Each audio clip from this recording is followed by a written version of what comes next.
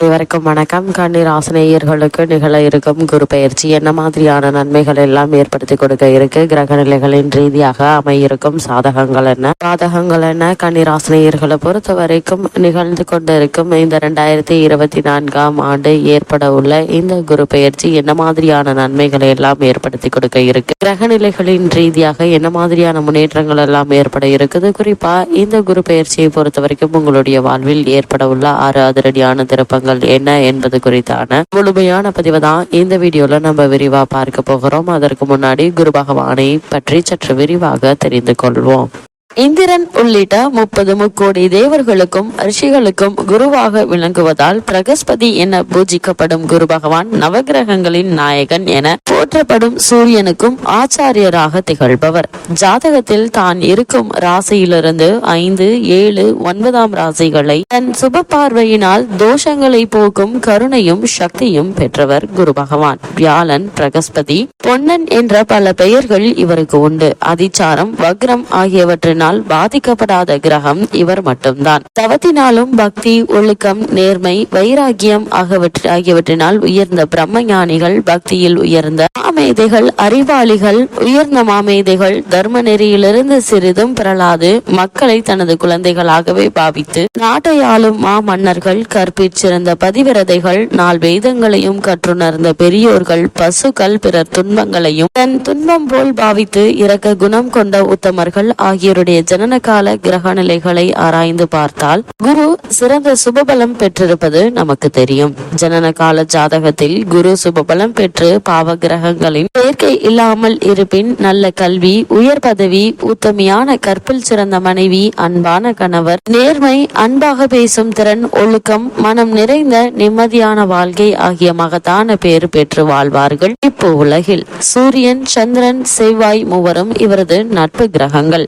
புதனும் சுக்கிரனும் பகை கிரகங்கள். மீனம், தனுசு ஆகிய 2 ராசிகளுக்கும் இவரது ஆட்சி வீடுகளாகும். கடகம் இவரது உச்ச ராசியாகும். மகரம் நீச்ச ராசியாகும். ஜாதகத்தில் குரு உச்சபலம் பெற்று அவரது தசையும் வந்தால் அந்த வயதிற்கும் காலத்திற்கும் ஏற்ப நன்மைகளை வாரி வழங்கக்கூடியவர் குரு பகவான். ஜாதகத்தில் பூர்வ புண்ணிய ராசியான 5ஆம் இடத்தில் சுபபலம் பெற்றிருந்தால் பார்வையால் பார்த்தாலும் அவரது தசை வரும்போது மகான்களுடைய தரிசனம், கங்காஸ்தான பாக்கியம், புண்ணிய தலங்கள் தரிசனம் ஆகியவை கிடைக்கும். தெய்வீக பெருமை பெற்ற குரு பகவானுடைய பிரதி தேவதை சதுர்முக பிரம்மா. வியாழக்கிழமைகள் திருக்கோவில் ஒன்றிலோ அல்லது வீட்டின் பூஜை அறையிலேயோ தவறாது தினமும் நெய் தீபம் ஏற்றி வைத்து குரு பகவானை வழிபடுவதன் மூலம் எண்ணற்ற நன்மைகள் நம்மளுடைய வாழ்வில் ஏற்படும். குரு நின்ற வீட்டில் அதிக நற்பலன்களை கொடுப்பதில்லை என்றாலும் பார்வை செய்யும் இடங்கள் ஏற்றம் பெறுகிறது. குரு பார்க்க கோடி புண்ணியம் என்பது ஆன்றோர் வாக்கு.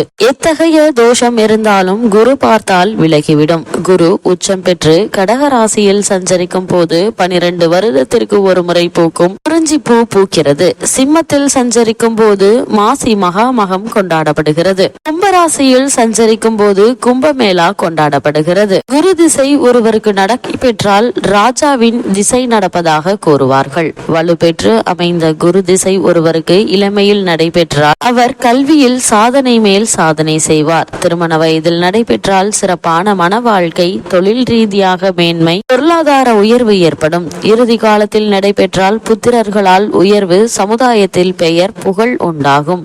அதேபோல் பலமிழந்து அமைய பெற்ற கிரகங்களின் மீது குரு பார்வை இருந்தால் அவற்றின் தோஷங்கள் விலகி பலம் உள்ளதாக மாறிவிடும். குரு தனித்து இருப்பது அவ்வளவு நல்லதல்ல. குரு நின்ற இடம் பால் என்பார்கள். அதுவே குரு கிரக சேர்க்கையுடன் அமைந்தால் அந்த இடம் பலம் வாய்ந்ததாக மாறுகிறது.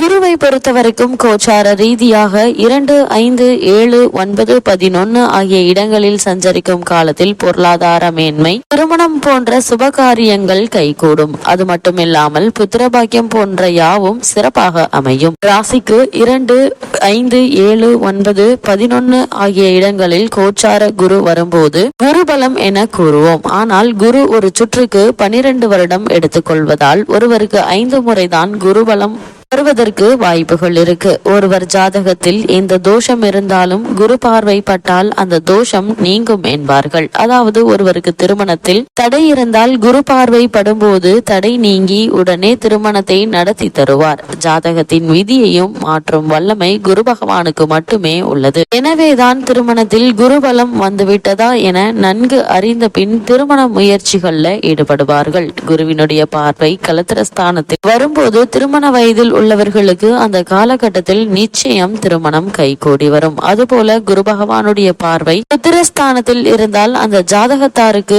அந்த குரு பயிற்சி காலத்தில் குழந்தை செல்வம் கிடைக்கும். ஒரு ஜாதகத்தில் குருவினுடைய அருள் முழுமையாக இல்லாவிட்டால் திருமணம் காலதாமதமாகலாம் அல்லது திருமண வாழ்வில் நிம்மதியின்மையோ குழந்தை பேரோ கிடைக்காமல் இருக்கலாம். இந்த குறையை சில பரிகாரங்கள் மூலமாகவும் குரு ஆராதனை மூலமாகவும் நிவர்த்தி செய்து கொள்ளலாம். அந்த வகையில குரு பகவான் ஒவ்வொரு ராசிக்கும் 1ஆம் இடத்தில் இருக்க நீண்ட ஆயுள் மற்றும் செல்வம் கிடைக்கும். 2ஆம் இடத்தில் இருந்தால் அரசு வேலை கிடைக்கும். 3ஆம் இடத்தில் இருந்தால் உடன்பிறப்புகளால் உதவி கிடைக்கும். குரு பகவான் 4ஆம் இடத்தில் இருந்தால் வீடு வாகன யோகம் கிடைக்கும். 5ஆம் இடத்தில் இருந்தால் புத்திர தோஷம் பெண் குழந்தைகள் தோஷம் நீங்கும். குரு பகவான் 6ஆம் இடத்தில் இருந்தால் பிரச்சனை இல்லாத வாழ்வு மலரும்.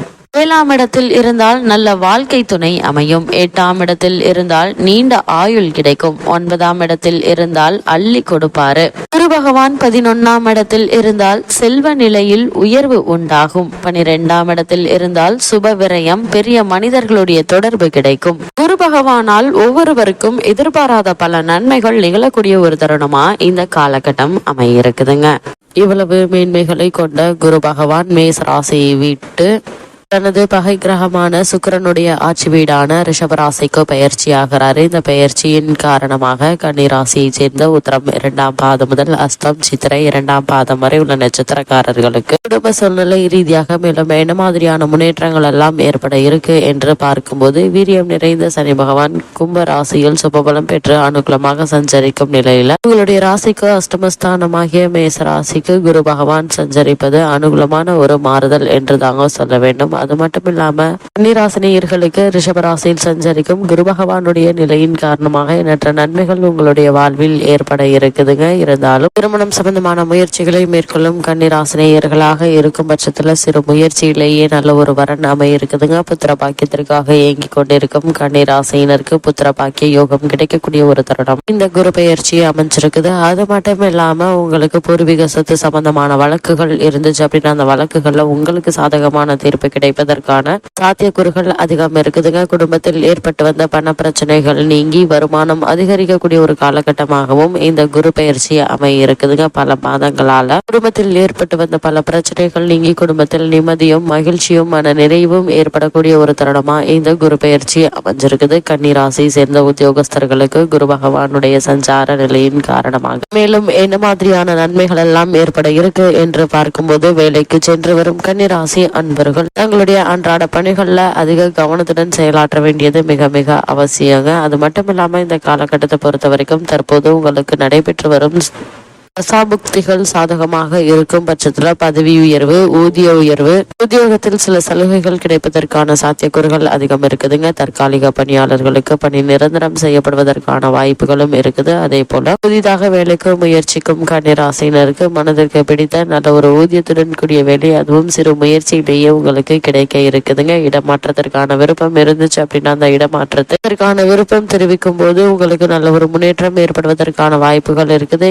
இல்ல வெளிநாடு சென்றுதான் பணியாற்ற வேண்டும் என்ற விருப்பம் இருந்தாலும் அதற்கான முயற்சிகளை தற்போது நீங்கள் தாராளமாக மேற்கொள்ளலாங்க. கன்னிராசி சென்ற தொழில் மற்றும் வியாபாரம் செய்பவர்களுக்கு குரு பகவானுடைய இந்த ரிஷபராசி சஞ்சாரத்தின் காரணமாக மேலும் என்ன மாதிரியான முன்னேற்றங்கள் எல்லாம் உங்களுடைய வாழ்வில் ஏற்பட இருக்கு என்று பார்க்கும்போது, நியாயமற்ற போட்டிகளை தவிர்த்து வெற்றி காணக்கூடிய ஒரு தருணமா அமைஞ்சிருக்குதுங்க. இவ்வளவு நாட்களாக லாபத்தை தக்க வைத்துக் கொள்ள நீங்கள் போராடிய போராட்டம் எல்லாத்திற்கும் ஒரு முற்றுப்புள்ளி கிடைக்க இருக்குதுங்க. பல தருணங்கள்ல ஏற்பட்டு வந்த பணப்பற்றாக்குறை நீங்கி நல்ல ஒரு லாபம் அதிகரிக்கக்கூடிய ஒரு தருணமா அமைஞ்சிருக்குது. சக கூட்டாளிகள் உங்களுக்கு முழு ஒத்துழைப்பையும் தருவாங்க.